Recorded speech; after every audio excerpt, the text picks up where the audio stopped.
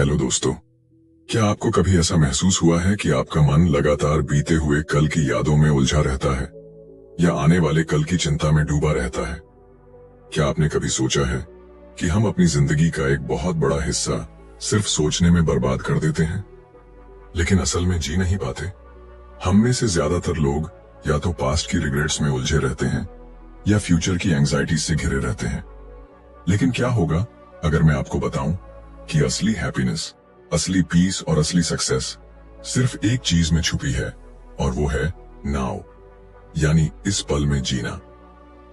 आज हम बात करने वाले हैं एक ऐसी किताब के बारे में जिसने दुनिया भर के लाखों लोगों की सोच को बदल दिया है, उनके जीवन में एक नई रोशनी भर दी है और उन्हें सिखाया है कि कैसे हम अपनी सफरिंग से आजाद हो सकते हैं। यह किताब है द पावर ऑफ नाउ। यह कोई आम सेल्फ हेल्प बुक नहीं है, बल्कि एक ऐसा अनुभव है जो आपको अपने अंदर झांकने पर मजबूर कर देगा। यह आपको सिखाएगी कि माइंड का शोर कैसे बंद करें, नेगेटिविटी से कैसे बचें और असली इनर पीस कैसे हासिल करें। हमारी पूरी जिंदगी दो ही चीजों के बीच फंसी रहती है, पास्ट और फ्यूचर। लेकिन असल सच ये है कि पास्ट अब नहीं है और फ्यूचर अभी आया नहीं है। फिर भी हम इन्हीं के बारे में सोच सोचकर अपने वर्तमान को खो देते हैं। यही वजह है कि हम हमेशा स्ट्रेस में रहते हैं, एंजाइटी महसूस करते हैं और कभी भी पूरी तरह से खुश नहीं रह पाते। अगर हम सच में अपनी लाइफ को ट्रांसफॉर्म करना चाहते हैं तो हमें नाउ में जीना सीखना होगा। हमें अपनी कॉन्शियसनेस को जागरूक करना होगा और उन पैटर्न्स को समझना होगा जो हमारे दुख का कारण बनते हैं।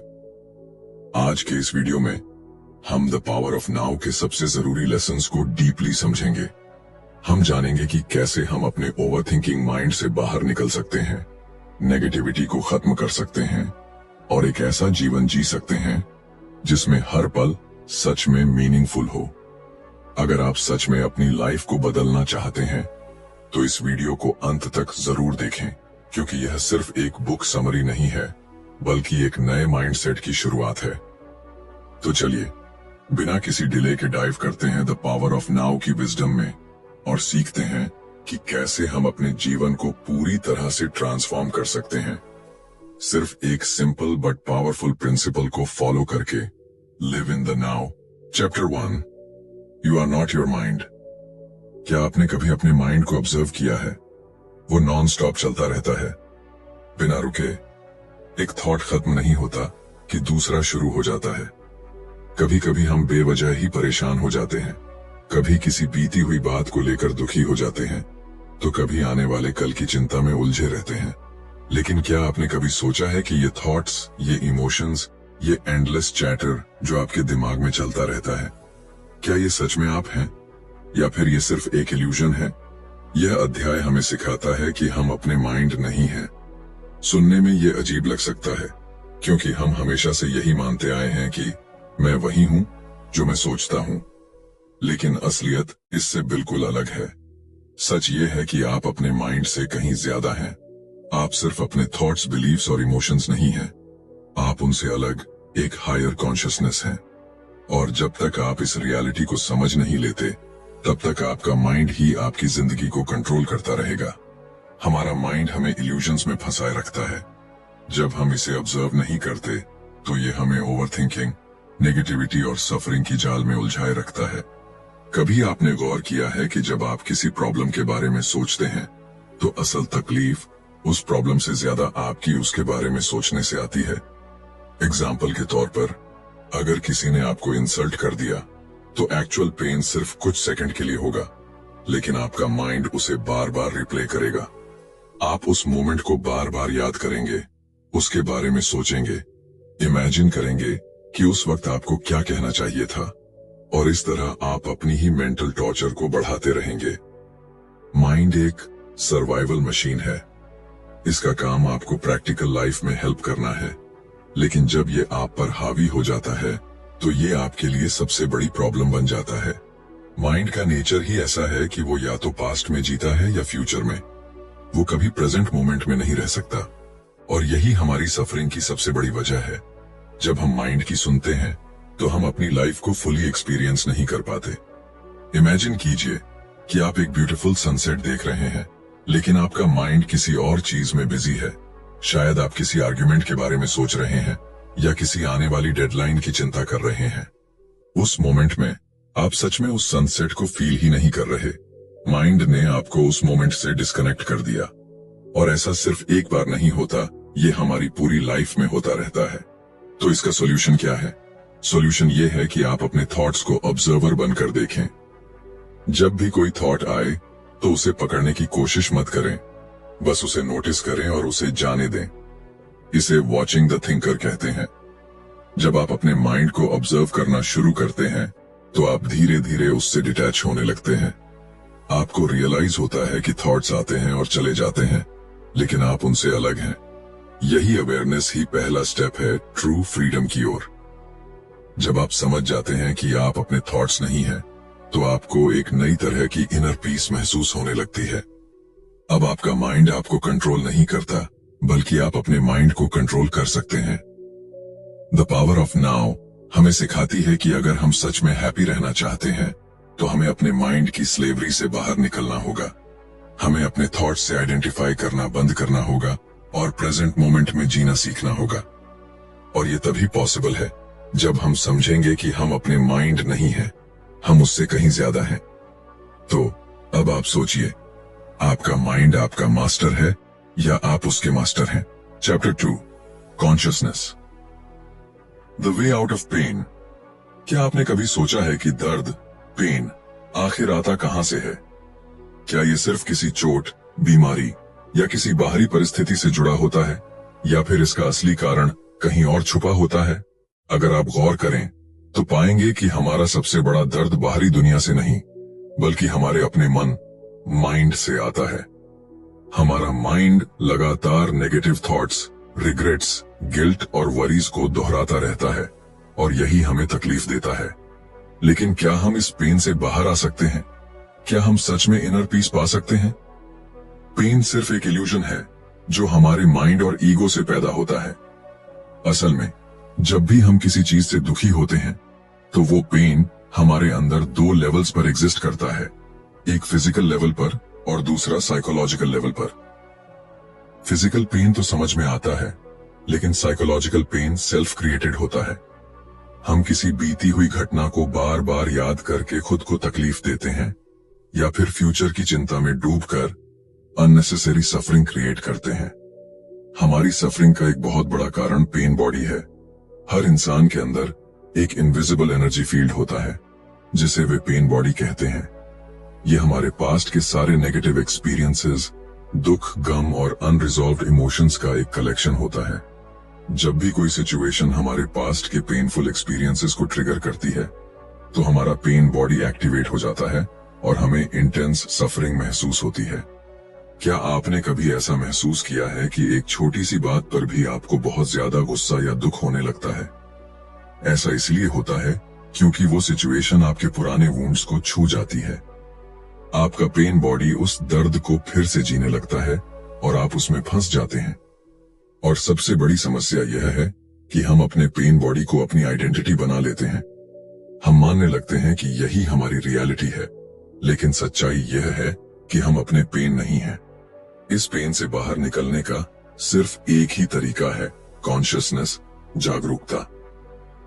जब आप अपने अंदर के पेन को ऑब्जर्व करना शुरू करते हैं, जब आप इसे जज किए बिना सिर्फ एक विटनेस की तरह देखते हैं, तो धीरे धीरे इसकी पकड़ आप पर कमजोर होने लगती है। क्योंकि पेन बॉडी को सरवाइव करने के लिए आपकी अनकॉन्शियस आइडेंटिफिकेशन की जरूरत होती है। जैसे ही आप जागरूक हो जाते हैं और इसे पहचानने लगते हैं, ये डिसॉल्व होने लगता है। अब सवाल यह आता है कि हम अपने पेन को ऑब्जर्व कैसे करें। इसका पहला स्टेप है प्रेजेंट मोमेंट में आना।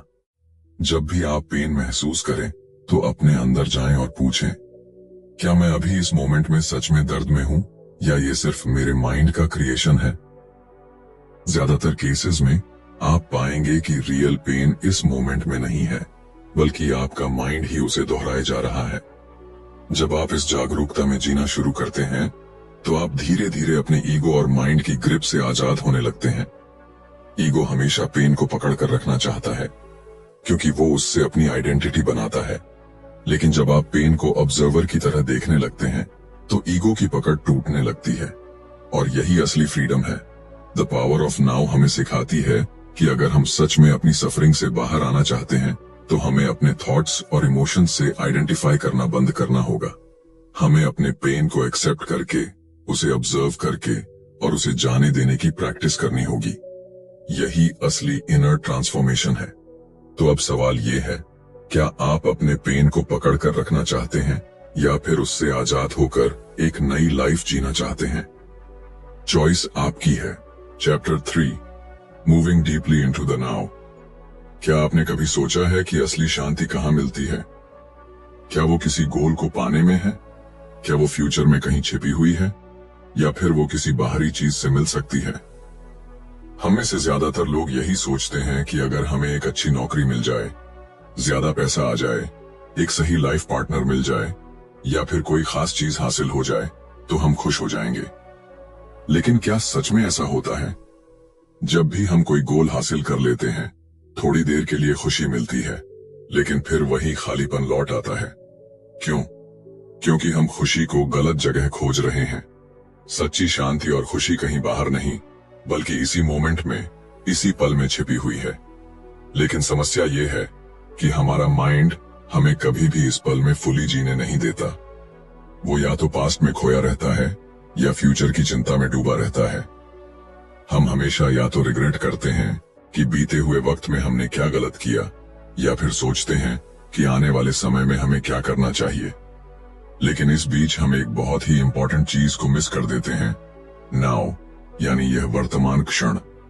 क्या आपने कभी देखा है कि जब आप किसी चीज को डीपली एंजॉय कर रहे होते हैं, जैसे किसी खूबसूरत सनसेट को देखना, किसी प्यारी सी धुन को सुनना या किसी बच्चे को खेलते हुए देखना, तो उस मोमेंट में कोई प्रॉब्लम नहीं होती? क्यों? क्योंकि उस पल में आप पूरी तरह से प्रेजेंट होते हैं। लेकिन जैसे ही आपका माइंड किसी और चीज की तरफ भागता है, फ्यूचर की टेंशन या पास्ट के रिग्रेट्स की तरफ, तो सडनली आपकी पीस गायब हो जाती है। यही प्रॉब्लम है। हम अपनी पूरी जिंदगी नेक्स्ट मोमेंट के इंतजार में बिता देते हैं।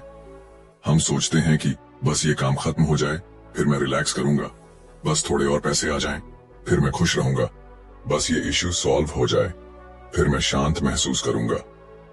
लेकिन सच्चाई ये है कि वो फिर कभी आता ही नहीं। जब एक प्रॉब्लम खत्म होती है तो दूसरी शुरू हो जाती है, और इसी साइकिल में हमारी पूरी जिंदगी निकल जाती है। इस साइकिल को तोड़ने का एक ही तरीका है, डीपली इनटू द नाउ चले जाओ। इसका मतलब यह नहीं कि आप अपने गोल्स को भूल जाएं या फ्यूचर की प्लानिंग न करें।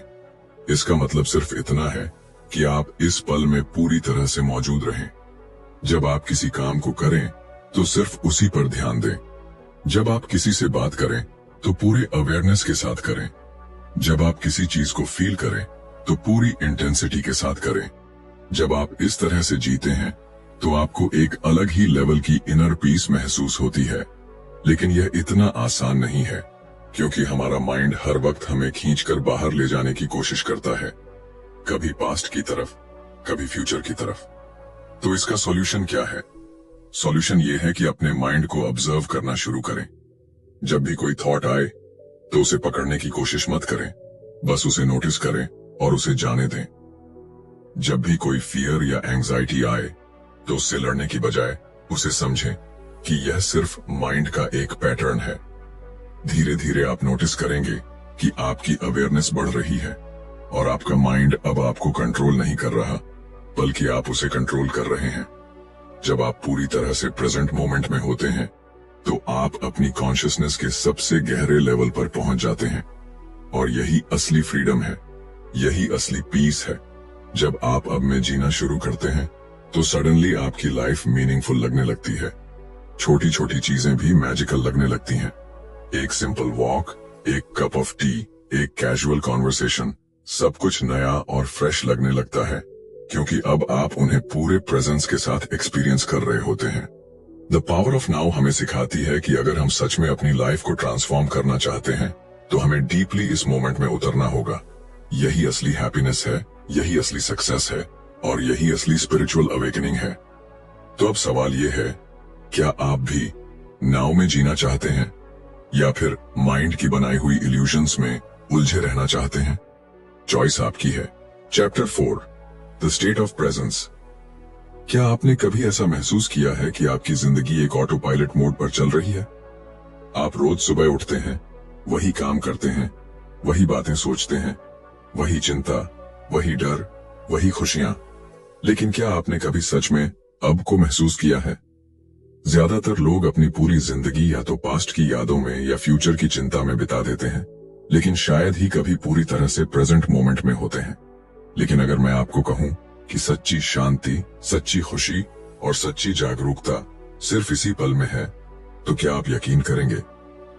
द स्टेट ऑफ प्रेजेंस, जो कि एक ऐसी अवस्था है जहां आपका माइंड पूरी तरह से शांत हो जाता है और आप सिर्फ होने, बीइंग के अनुभव में आ जाते हैं। प्रेजेंस का मतलब यह नहीं कि आप कोई खास टेक्निक अपनाएं, कोई मेडिटेशन करें या खुद को अलग थलग कर लें। प्रेजेंस का मतलब है कि आप पूरी तरह से जागरूक, फुली अवेयर और इस पल में मौजूद, फुली प्रेजेंट हों। लेकिन यह इतना आसान क्यों नहीं है? क्योंकि हमारा माइंड हमें कभी भी पूरी तरह से प्रेजेंट नहीं रहने देता। जैसे ही आप इस मोमेंट में आने की कोशिश करते हैं, आपका माइंड तुरंत किसी और बात में उलझने लगता है। कल क्या हुआ था? आने वाले समय में क्या होगा? क्या मैं सही कर रहा हूं? क्या लोग मेरे बारे में अच्छा सोच रहे हैं? और इसी तरह के एंडलेस थॉट्स हमें इस पल से डिस्कनेक्ट कर देते हैं। लेकिन अगर आप इसे समझ लें, तो आप देखेंगे कि माइंड सिर्फ एक टूल है जिसे सही तरीके से इस्तेमाल किया जाना चाहिए, न कि वो चीज जो आपको कंट्रोल करे। जब आप प्रेजेंस में होते हैं, तो आप एक अलग ही एनर्जी महसूस करते हैं। आप सडनली अपने अंदर की शांति को रिकॉग्नाइज करने लगते हैं। आप हर चीज को क्लैरिटी के साथ देखने लगते हैं। आपका ईगो, जो हमेशा आपको अतीत के दुखों और भविष्य की चिंताओं में उलझा कर रखता है, वो कमजोर होने लगता है। और जब ईगो कमजोर होता है, तो आपकी असली शक्ति, ट्रू पावर, जाग जाती है। क्या आपने कभी गौर किया है कि जब आप किसी ऐसी चीज में पूरी तरह से डूब जाते हैं जिसे आप पसंद करते हैं, जैसे म्यूजिक सुनना, पेंटिंग करना, डांस करना या कोई खेल खेलना, तो उस वक्त आपका माइंड पूरी तरह से शांत हो जाता है। आप ना तो पास्ट के बारे में सोचते हैं, ना फ्यूचर के बारे में। आप सिर्फ उस मोमेंट में होते हैं। यही होता है द स्टेट ऑफ प्रेजेंस। अगर हम अपनी पूरी जिंदगी इसी स्टेट में जीना सीख लें, तो हमारी सफरिंग हमेशा के लिए खत्म हो सकती है। लेकिन इस स्टेट में पहुंचना आसान नहीं है, क्योंकि हमारा माइंड बार बार हमें खींचकर बाहर निकालने की कोशिश करता है। जब भी आप किसी सिचुएशन में होते हैं, आपका माइंड उसे जज करना शुरू कर देता है। ये अच्छा है या बुरा? मुझे ये पसंद है या नहीं? क्या ये चीज मुझे फ्यूचर में हैप्पीनेस देगी? लेकिन प्रेजेंस में रहने का मतलब है कि आप इन जजमेंट्स को छोड़ दें और हर चीज को बस वैसे ही ऑब्जर्व करें जैसी वो है, बिना किसी लेबल, बिना किसी एक्सपेक्टेशन के। जब आप प्रेजेंस में होते हैं, तो आपकी जिंदगी एक नए पर्सपेक्टिव से खुलने लगती है। आप छोटी छोटी चीजों में भी खुशी महसूस करने लगते हैं। एक सिंपल वॉक, एक कप ऑफ टी, हवा की हल्की सी सरसराहट, हर चीज सडनली मीनिंगफुल लगने लगती है, क्योंकि अब आप उन्हें पूरी तरह से एक्सपीरियंस कर रहे होते हैं। आप दूसरों से भी एक नए तरीके से जुड़ने लगते हैं, क्योंकि अब आप उनके साथ सिर्फ बॉडी और माइंड के लेवल पर नहीं, बल्कि एक डीपर कॉन्शियसनेस के लेवल पर कनेक्ट करने लगते हैं। जब आप प्रेजेंस में आ जाते हैं, तो फियर, एंजाइटी और स्ट्रेस ऑटोमेटिकली खत्म होने लगते हैं, क्योंकि ये सारी नेगेटिव इमोशंस सिर्फ पास्ट और फ्यूचर से जुड़ी होती हैं। अगर ऐसा हो गया तो? अगर वैसा ना हुआ तो? लेकिन जब आप पूरी तरह से इस मोमेंट में होते हैं, तो डर और चिंता की कोई जगह नहीं बचती। तब सिर्फ शुद्ध शांति, प्योर पीस और आनंद, प्योर जॉय बचता है। द पावर ऑफ नाउ हमें सिखाती है कि द स्टेट ऑफ प्रेजेंस कोई लक्ष्य, गोल नहीं है जिसे हमें फ्यूचर में हासिल करना है, बल्कि यह वही चीज है जो इस पल में हमारे सामने उपलब्ध है। लेकिन इसे देखने और महसूस करने के लिए हमें अपने माइंड की इल्यूजन से बाहर आना होगा। जब आप इस पल को पूरी तरह से स्वीकार करना और जीना सीख जाते हैं, तो सडनली आपकी पूरी जिंदगी ट्रांसफॉर्म हो जाती है। तो अब सवाल यह है, क्या आप भी इस पल में जीने के लिए तैयार हैं, या फिर आप अभी भी पास्ट की शैडोज और फ्यूचर की वरीज में उलझे रहना चाहते हैं? चॉइस आपकी है। Chapter 5 enlightened relationships. क्या आपने कभी सोचा है कि रिलेशनशिप्स में इतनी तकलीफ क्यों होती है? जो इंसान कभी हमारी सबसे बड़ी खुशी का कारण था, वही हमें सबसे ज्यादा दुखी क्यों कर देता है? प्यार, जो सबसे खूबसूरत एहसास होता है, वो अक्सर दर्द और कॉन्फ्लिक्ट में क्यों बदल जाता है? हम जिससे सबसे ज्यादा प्यार करते हैं, उसी के साथ सबसे ज्यादा आर्ग्यूमेंट्स और मिसअंडरस्टैंडिंग्स क्यों होते हैं? इन सवालों के जवाब ढूंढने के लिए हमें सबसे पहले ये समझना होगा कि हम अपने रिलेशनशिप्स को कैसे देखते हैं और उनसे क्या उम्मीदें रखते हैं। ज्यादातर रिलेशनशिप्स अनकॉन्शियस माइंड पैटर्न्स और ईगो बेस्ड डिजायर्स से चलती हैं। जब हम किसी से प्यार करते हैं, तो अक्सर हम सोचते हैं कि वो इंसान हमारी खुशी, हमारी सिक्योरिटी और हमारी लाइफ का पर्पस पूरा करेगा। लेकिन यही सोच डिपेंडेंसी और अटैचमेंट को जन्म देती है। जब हम किसी और इंसान को अपनी हैप्पीनेस का सोर्स बना लेते हैं, तो हम अपने अंदर एक अधूरेपन, इनकम्प्लीटनेस की भावना पैदा कर लेते हैं। और जब वो इंसान हमारी उम्मीदों पर खरा नहीं उतरता, तो हमें दुख और गुस्सा महसूस होने लगता है। अगर हम अपने रिलेशनशिप्स को ऑब्जर्व करें, तो हम देखेंगे कि ज्यादातर कॉन्फ्लिक्ट्स, एक्सपेक्टेशंस, इनसिक्योरिटीज और ईगो क्लैशेस की वजह से होते हैं। हमारा माइंड हर वक्त किसी न किसी तरह की अप्रूवल, अटेंशन और वैलिडेशन चाहता है। जब हमें वो नहीं मिलता, तो हम गुस्सा, नाराजगी या दर्द महसूस करने लगते हैं। लेकिन असली सवाल यह है, क्या हम सच में प्यार कर रहे हैं या सिर्फ अपने ईगो की जरूरतों को पूरा करने की कोशिश कर रहे हैं? सच्चा प्यार तब संभव है जब आप पूरी तरह से प्रेजेंट मोमेंट में रहते हैं और अपने पार्टनर को बिना किसी कंडीशन के एक्सेप्ट करते हैं। लेकिन समस्या ये है कि हमारा माइंड हमेशा पास्ट की यादों और फ्यूचर की एंजाइटीज में उलझा रहता है। हम अपने पार्टनर को वैसे नहीं देखते जैसे वो हैं, बल्कि अपनी पास्ट एक्सपीरियंसेस, फियर्स और एक्सपेक्टेशंस के लेंस से देखते हैं। और यही हमारी सफरिंग का कारण बनता है। एनलाइटेंड रिलेशनशिप्स का मतलब है कि आप अपने रिलेशनशिप में जागरूकता, अवेयरनेस लाएं। जब आप अपने पार्टनर से बात कर रहे हों, तो पूरी तरह से प्रेजेंट रहें, बिना किसी जजमेंट के, बिना किसी एक्सपेक्टेशन के, बस उनकी एनर्जी को महसूस करें। जब कोई कॉन्फ्लिक्ट हो, तो रिएक्ट करने से पहले खुद से पूछें, क्या ये सच में मेरा गुस्सा है या मेरे ईगो की डिफेंस मैकेनिज्म? जैसे ही आप अपने इमोशंस को ऑब्जर्व करना शुरू करते हैं, आप धीरे धीरे उनके कंट्रोल से बाहर निकलने लगते हैं। अधिकांश रिलेशनशिप्स लव और पेन का एक साइकिल होती है। पहले सब कुछ परफेक्ट लगता है, लेकिन फिर धीरे धीरे एक्सपेक्टेशंस और ईगो इंटरफियर करने लगते हैं।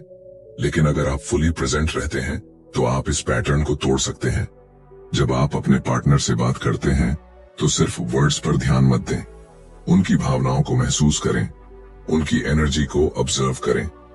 एक रियल रिलेशनशिप दो माइंड्स के बीच नहीं, बल्कि दो सोल्स के बीच होती है। द पावर ऑफ नाउ हमें सिखाती है कि जब तक हम अपने ईगो ड्रिवन लव से बाहर नहीं आते, तब तक हम सच्चे प्यार का अनुभव नहीं कर सकते। प्यार पॉजेसिवनेस या डिपेंडेंसी नहीं है, बल्कि प्योर प्रेजेंस और एक्सेप्टेंस है। जब आप अपने पार्टनर को पूरी तरह से एक्सेप्ट करना सीख जाते हैं, बिना उन्हें बदले, बिना उन पर कंट्रोल रखने की कोशिश किए, तभी आपका रिलेशनशिप ट्रूली एनलाइटेंड बन सकता है।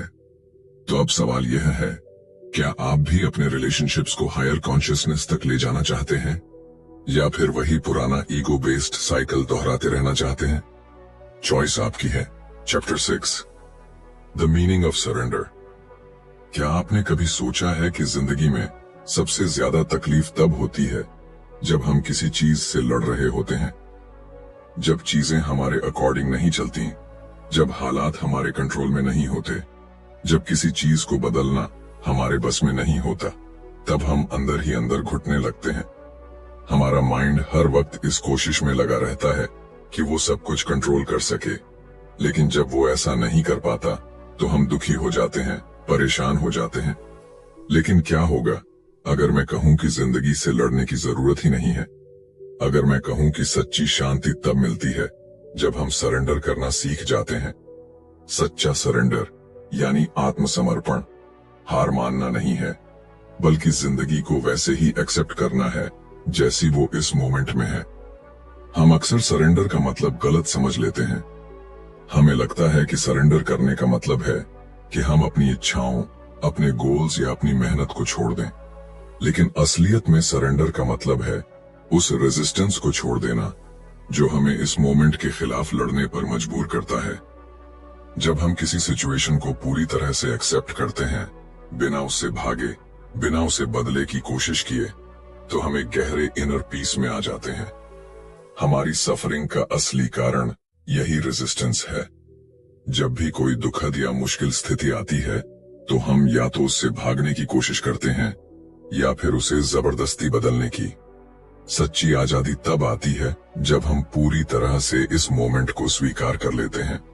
इसका मतलब यह नहीं कि हम कोई एक्शन नहीं लेंगे, बल्कि इसका मतलब यह है कि हम हर एक्शन को बिना फियर और नेगेटिविटी के लेंगे।